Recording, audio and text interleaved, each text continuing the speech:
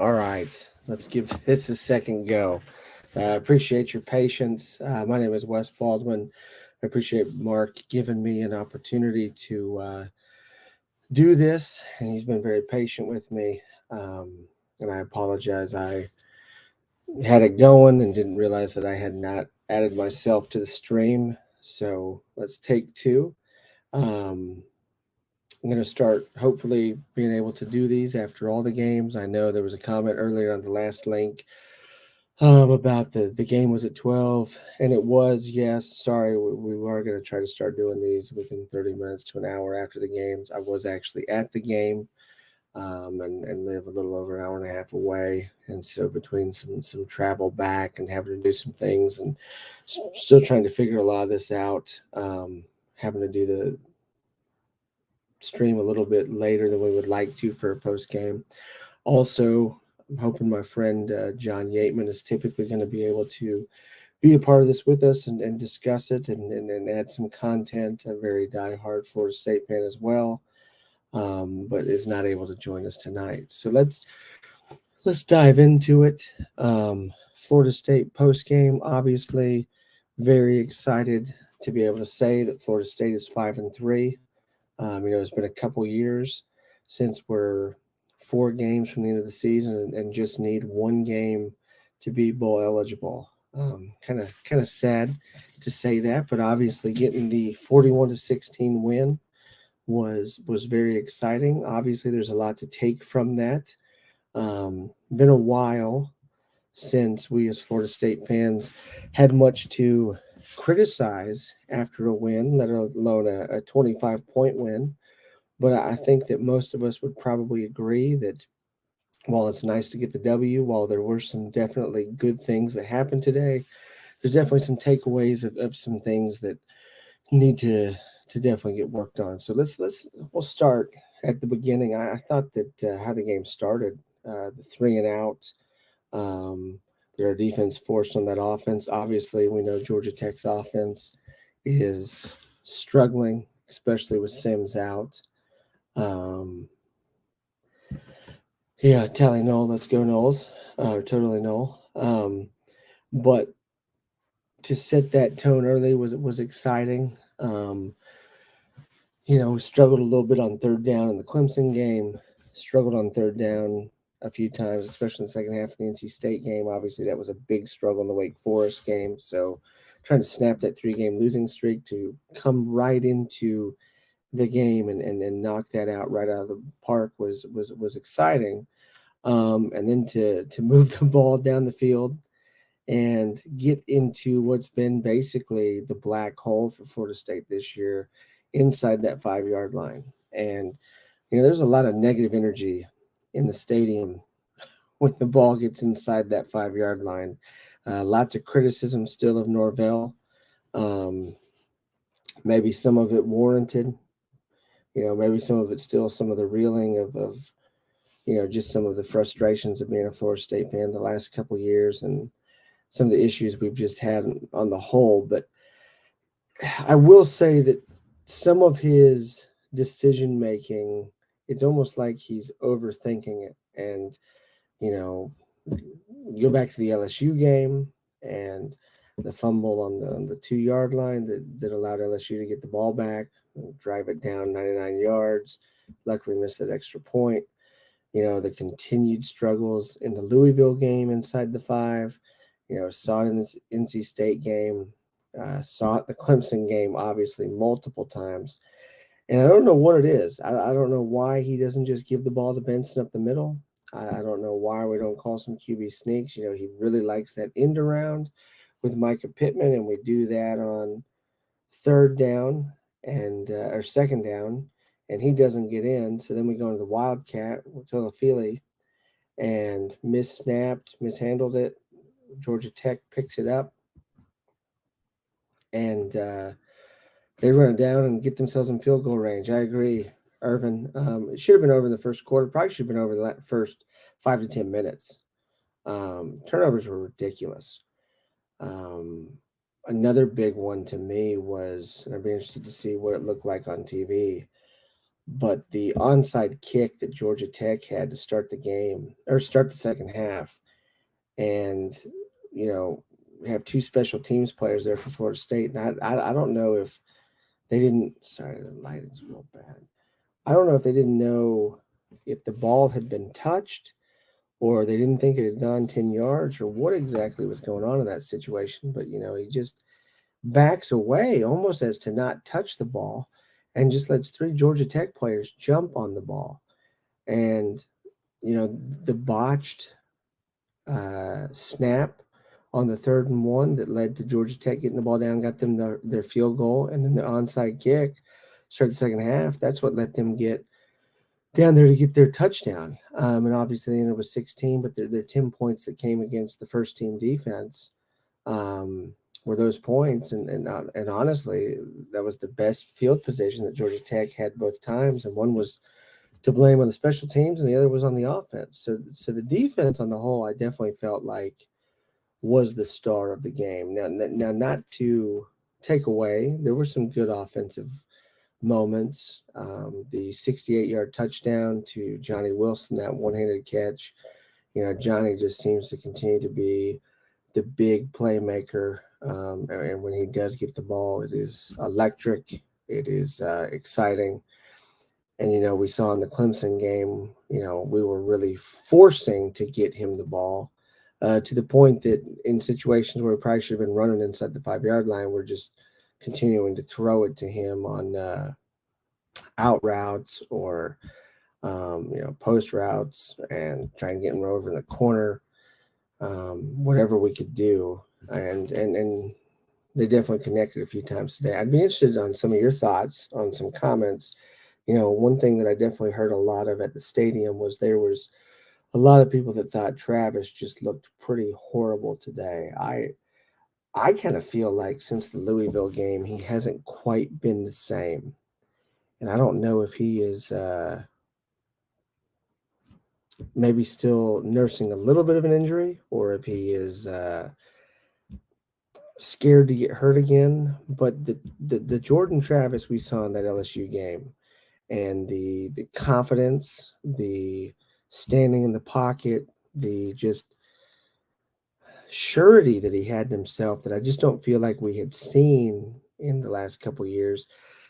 I don't feel like he's quite gone back to maybe where he was, say, in 2020, where you could tell very athletic, but just didn't have the confidence yet.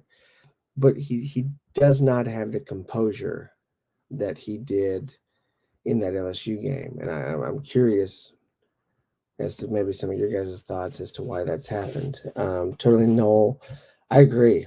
We're not good enough to be cute. We don't have the athletes that maybe we're used to having in the past.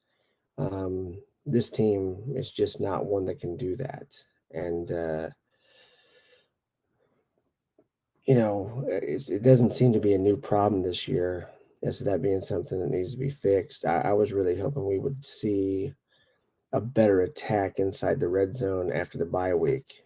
That was just killed us in the Clemson game, trying to be cute inside the 5-yard line and really inside the red zone. And that first quarter, I was kind of wondering if we practiced at all during the bye week. Pretty crazy, I felt like, just how after that first drive, just kind of dead that they seemed. But definitely agree with that. This team is not one that can be cute. They're not one that can, um, try to outsmart you, I guess, necessarily in those situations. It was interesting in cleanup time, jumping around here a little bit, but in cleanup time, when we're trying to run the clock out, they just ran the ball, basically, pretty much same play over, move the ball down the field. And I get it was Georgia Tech's second string, but you get down there inside the 10, and we just run an old fashioned, let's run the ball up the middle and get the touchdown. And maybe they'll look at that film and take something from that and say, hey, we probably just need to do that a little bit more. But the use of wanting to use. No, I'm trying to figure out this light. I apologize. Um,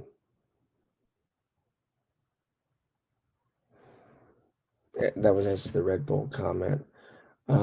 John, yeah, I agree. He struck me as somebody too that was told don't get hurt.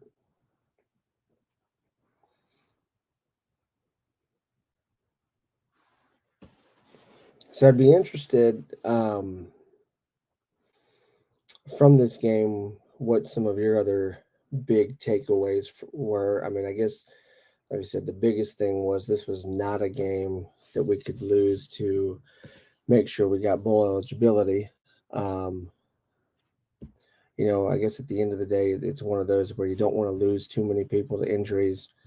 I have not seen a full injury report, but I don't feel like, at least from what we saw during gameplay, always something can come up after the game, but did not really see where there was maybe too many things to be concerned about. Uh, Obviously, going into the Miami game next week from this game, Miami gets out of Charlottesville in overtime, a 14-12 game. Obviously, was played at 12-2. I didn't get to watch it being at the game, but I imagine that was not too exciting of a game. Miami has not been too scary. My score prediction. That's a good question. I'd be interested in yours, DJ. It's pretty cliche. I do agree that sometimes in these rivalry games, you got to throw out the records, throw out what's going on that year. That really wasn't true in the Georgia-Florida game today. But I really think Miami is a bad team. I really do. And I don't know what's all going on there.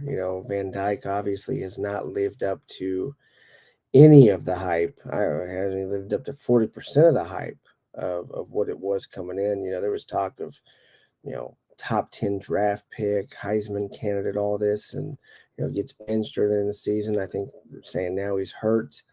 I'd like to think that Florida State could, give them the Middle Tennessee State treatment and, beat them pretty good. After today, I will say that I worry Florida State will allow them to keep them in it a little bit more than they should. I agree, John. It wouldn't surprise me if we beat Miami with Tate as QB. DJ 31-14. I wouldn't mind that score. I think that that's probably in the realm of what it should be. After some of those turnovers today, sloppy play on special teams, like on that onside kick, I almost wonder if our biggest opponent in that game might not be ourselves. If Miami stays in that game, it's probably going to be more on Florida State miscues and maybe some of that cuteness we were talking about earlier inside the 5. Yeah, Mike, I agree, and I don't want to come across as being overly critical of Norvell. I've been one that has actually, I feel like, really stood up for him a lot. If you were on here earlier, was saying, still question maybe some of the play calling inside the 5. One of the guys commented, we don't have the team to be cute. We don't have the team to not just do the routine things. You get inside that red zone, you get inside the 5-yard line. We got guys like Benson, Tolafili. You got these guys that can make those plays, and the line is getting better. We don't need to do the end arounds. We don't need to do the moving guys around, shifting direct snaps, stuff like that. But other than that, I really feel like Mike has done a good job in having this team continue to buy in. There was a play, I think it was our second drive, might have been our first touchdown. Our second drive, we get down inside the 10-yard line, and I don't know exactly what happened. I'm sitting about 15 rows up on the Florida State side. I don't know if a lineman was in the wrong formation or what. But Mike goes out there. It's when he called that second timeout pretty early in the game, and he is just fiery, more fiery than I had seen him. Maybe other than arguing with Dabo Sweeney back in 2020. And it was good to see that. But, in true Mike fashion, he gets all after the guy, and then he starts building him up and encouraging him. John, Miami's offense has been getting worse, not better. I agree. I didn't realize they had no touchdowns today. And yeah, that Virginia team, they are bad. I don't know if you watched the Virginia Georgia Tech game last week. I suffered through it last Thursday as to kind of watch Georgia Tech a little to have a better idea of what to expect today, and that was bad football. People complain about the NFL games on Amazon. They didn't watch that Miami Virginia game because that's probably worse than watching the Broncos on Thursday night right now. I'm not sure it won't be too long until Mario has some of the heat on him that Jimbo's got headed his way. Yeah, that's not a bad comparison, DJ. He said Norvell thinks he's Sean McVay with the cute plays. That's a good comparison. So I'd be interested.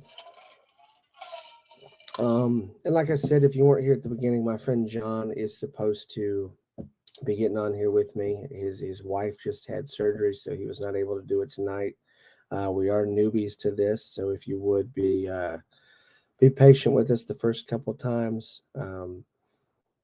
Like earlier, not having the cast set like it was supposed to, but hopefully that'll, create some better content, being able to go back and forth with him. Irvin, when he turned the game on, it was 6-3 Virginia. I was following on my phone a little bit. I saw, it seemed like no one ever really got up more than 3. 6-3, I think it was 6-6, 9-3. Next thing you knew, it was an overtime.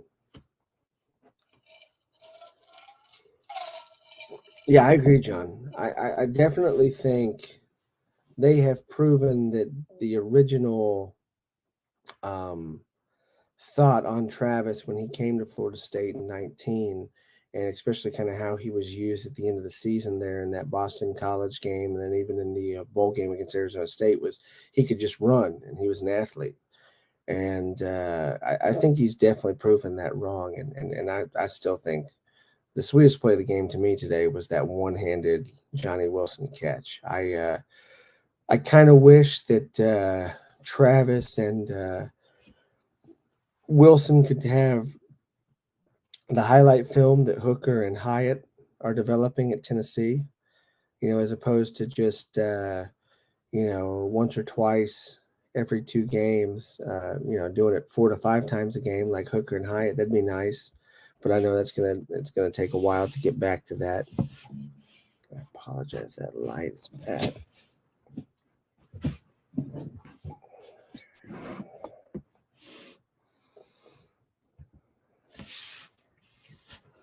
All right. So, have you guys got anything else you'd like us to discuss, or I guess like to hear about? I would be interested, DJ, John, Irvin, what kind of expectations you guys have for the next couple games. Some of you mentioned Miami. I'd be interested in what you think about Syracuse coming up. I've gone back and watched a little bit of that. I didn't really know what to expect about that game going into Notre Dame. I hadn't been as worried about Syracuse coming up as maybe it should be. I know they were 6-0, but they seemed a little fraudulent. Yeah, Robert Scott has improved a lot. He's been a big part of that line improving. And that's been pretty encouraging. And I know we had a couple of our sacks today. I think we ended up with 4. Is that right? I think it was 4. And there was a time or two when that Georgia Tech, line just crumbled. And it was a little too reminiscent of Florida State's line the last couple of years. Looks like Jimbo's about to go 3-5 on the season. Oh yeah, that Wake Forest, man, that was a shellacking, and I did not expect that. Was anybody else surprised by that? I mean, we all know Malik's a freak. You know, we had to bear that out to pull that one out. What is the score in that Georgia or that A&M game? I'm looking it up. Let's see.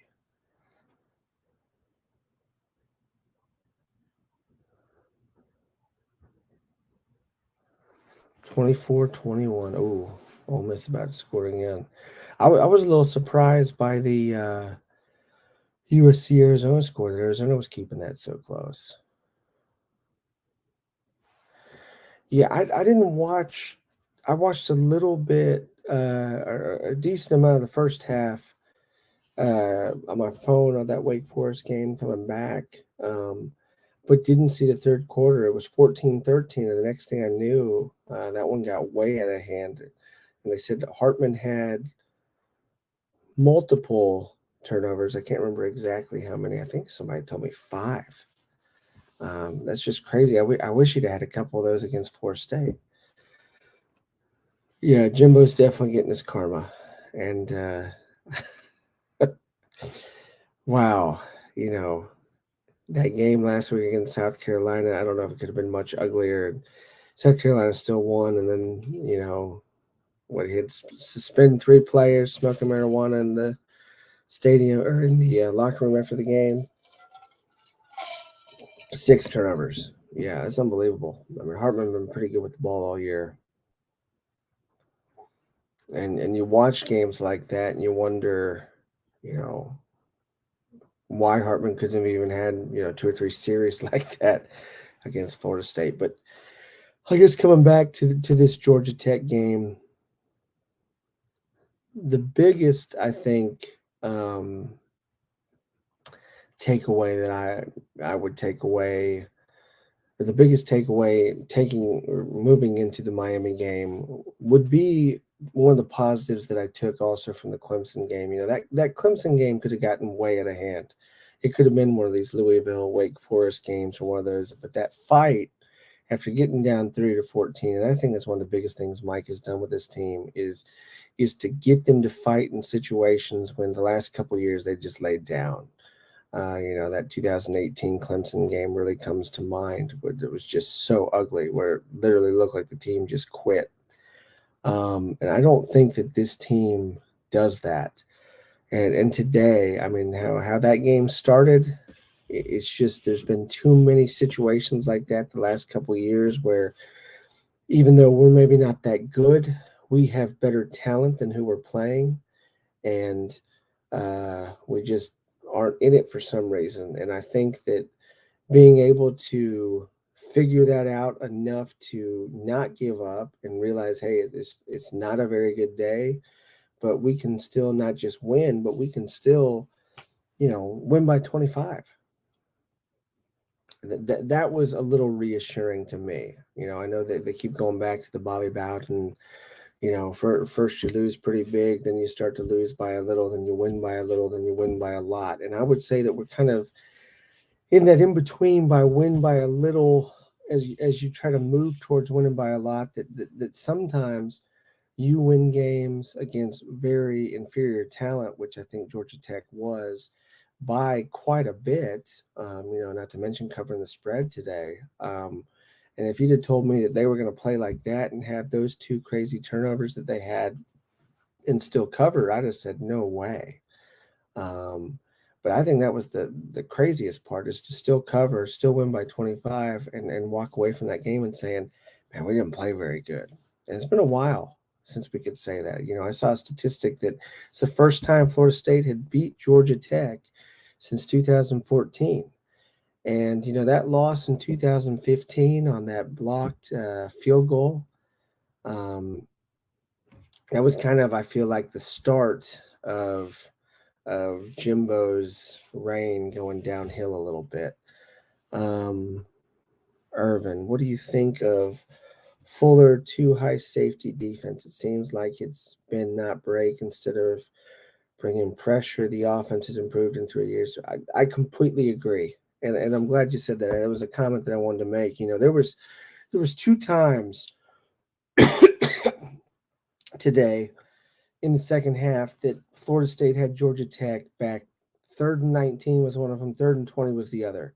On the 3rd and 19, I think on 3rd down, Georgia Tech got like 17 yards and still ended up punting.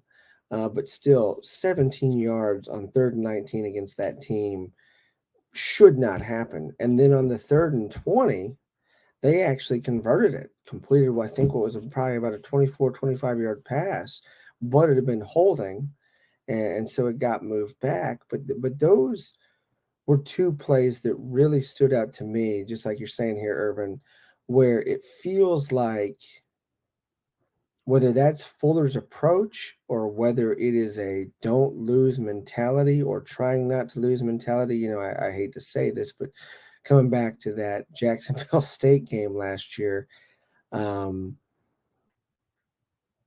it just seems like in certain situations he just does not have that killer instinct that we let's sit back and we'll give them 15 yards, but we're not going to give them the full 19. I don't like that. I don't like that approach. I do think the 2 high safety defense has quite a bit to do with that. And I don't know if it's, if internally they feel like they still just do not have the players to run a more aggressive approach on defense. I still feel like through the last couple of years, some of our more talented players has still been in the secondary, but I don't feel like there's been a ton of development in the secondary under Fuller. And I'd be interested on your thoughts on that, Irvin. Panama Jack, red zone situational play calling has got to get better. Completely agree. I agree. And I don't know at what point you joined us, Panama Jack. We talked about, that first series and going back, one of Mike Norvell's, I feel like, signature plays is that end around to Pittman. I feel like he tries that every single time we get inside the 5-yard line. And I don't understand it. Yeah, you're not crazy, Irvin. Let's see, DJ. Look how competitive the Atlantic is this year. Yeah, the Atlantic has been very good. I've been impressed with the Atlantic, and obviously, Louisville, kind of bouncing back from some of their bad games, and Malik coming back, I think has definitely improved it. You said look at the standings. I'm trying to think of who would be. Let's see.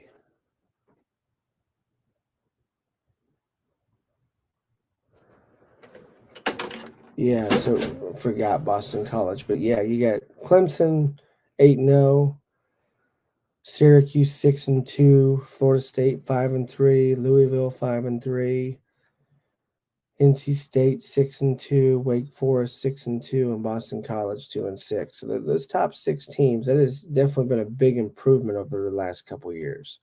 And yes, we are number 3.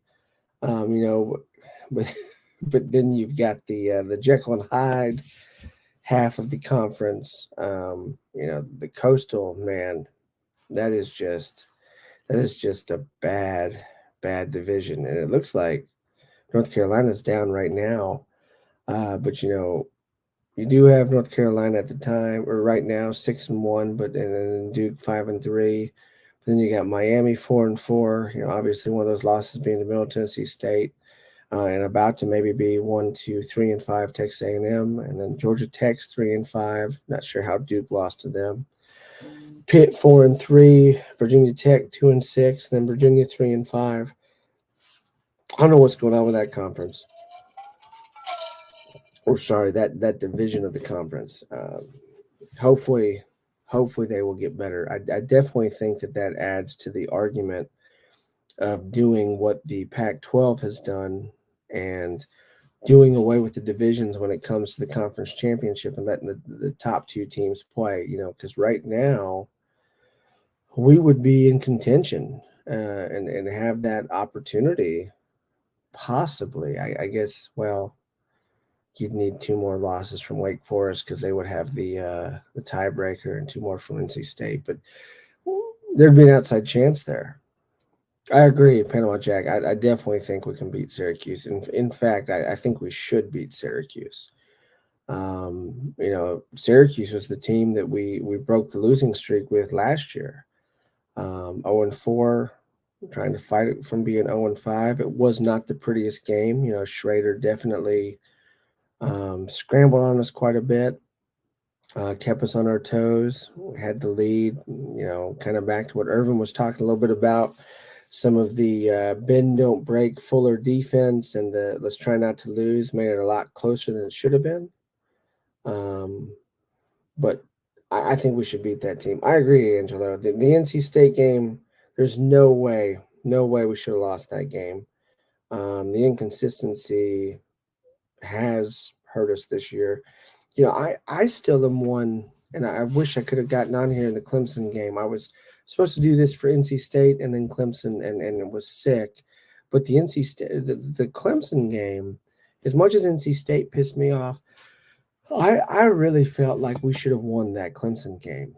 And, one of the biggest things that we could not do, for whatever reason, that Syracuse was able to do to them was make DJ have to do, things outside of his capabilities, make him play under pressure, which he cannot do. Part of why he got benched last week. I know Dabo says he's still the guy. I'll be interested to see if that's the case. But we allowed him to stay comfortable. We allowed him to just, I was getting so sick of that. He just would take 2 or 3 steps, and it was just a little just swing pass. We didn't. I would like to know. I haven't gone back and looked, but I don't even know if he attempted more than 3 or 4 passes past 10 yards. I'm sorry, I'm not trying to make this too much about that Clemson game, but I'm just saying that in reference to Angelo and DJ, that we shouldn't have lost 3 in a row, and I agree that we should be 7-1. But I guess that's part of the process. You see teams right now like Tennessee, and you kind of hope that this is maybe our 2021, and then maybe next year could be that breakout year. But I'm not saying that's going to be 10-3 or 9-4, including a bowl.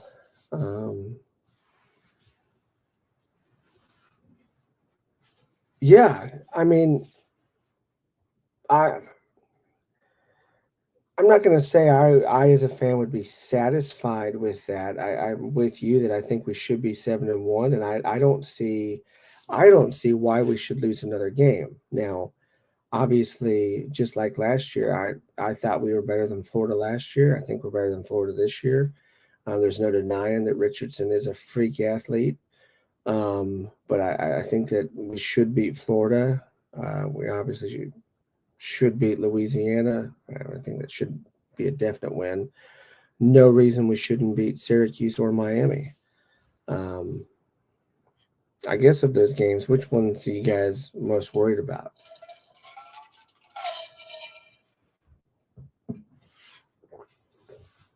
Absolutely, DJ. I mean, we did the one thing you could not do against DJ, and that was allow him to be comfortable, because we've seen the last 2 years when he's not comfortable, when he's pressured, he does not look good. Absolutely, Angelo. There's no reason. I mean, I don't know what point you got on here on the video, but I said earlier that with the Syracuse and the Miami games coming up, really all 4 of those games, I think the only one that really should be able to beat us in those 4 games is ourselves. I don't think any of those 4 teams should beat us. Now if we pull some of the garbage we did today, trying to get cute and fumbling on the 1-yard line and then running it back 60, 65 yards, you do that to a team like Miami that's going to be a little more amped than they probably have been. The in-state rival, the hatred there. I don't want to see what could actually happen, continuing to give a team like that opportunities. that wants to beat you, and that has kind of been teetering on this. Are they about to quit for the season, or are they not?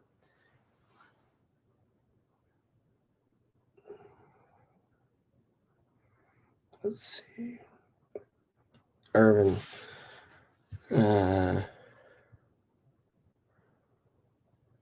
Yeah, we do. 13, 18 play drives all year. Yeah, and that one was really bad in the Clemson game. Yeah, the 3 and outs today, obviously, from a I can't even talk. Statistical standpoint, was really good. I think it was good for morale. I think we still have to take under consideration, who it was against. It's good to build towards that. It's good to let them see that. I'm not going to get too excited that we were doing that against an offense that horrible, but it is a step in the right direction.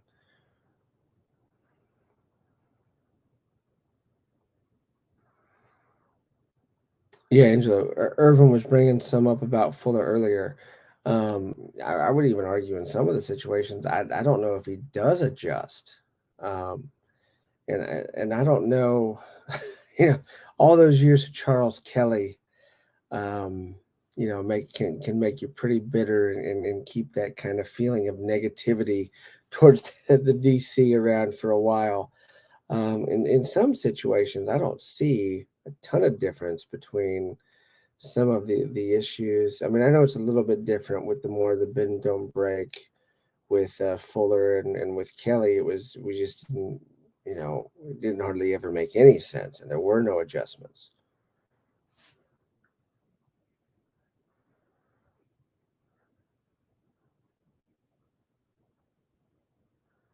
Yeah, I agree, DJ.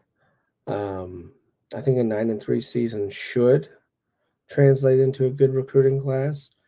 Um, it's hard to know with how this year's gone. I mean, I was actually trying to look at it earlier, and I think there's still, so much parity in what's happening that I was looking at what we might could kind of expect if we did go 9-3 as a bowl game. But with some of these games like today, I don't know about you guys. I'm not trying to get too far off Florida State, but I never in my wildest dreams saw Oklahoma State getting beat 48-0 by Kansas State.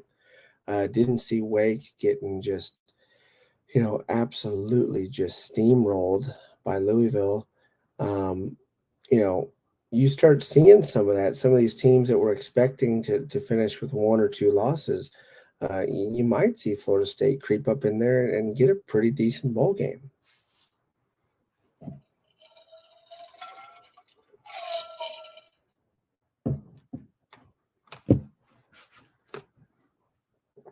Absolutely, Angelo. I mean that was the biggest thing. I mean,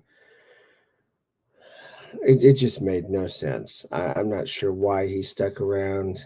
You know, kind of ironic now that first part of 17, you've got Jimbo standing up for him, and then Jimbo's out the door come November, and he knew how bad he was.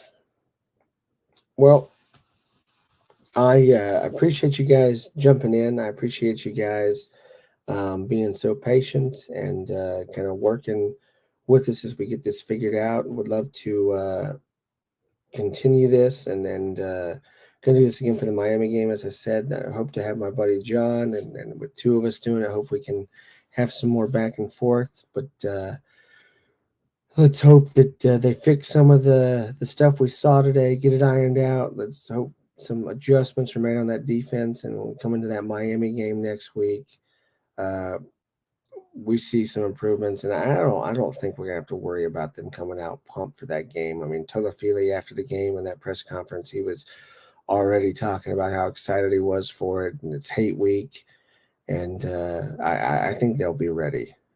Okay, so I guess I'll end with that. Keys just winning against Miami. I mean, I think one of the biggest ones goes back to we can't self-sabotage. Um, can't be turning the ball over. Can't be giving up those big third downs like today, getting that prevent defense or the two safety defense. I think self-sabotaging is going to be the biggest aspect of the next 4 games. Honestly, this Miami team has been so bad to watch. I haven't watched them as much as I typically do, but offensively they have been so stagnant that I think you know continuing the defensive pressure and not again with the self-sabotage, but also in there with Fuller, not playing back, not just giving them, don't let them build confidence. Don't take the approach you did with DJ and let a guy that's, shown you when he's on the brink, when he's pressured, that he can't do it.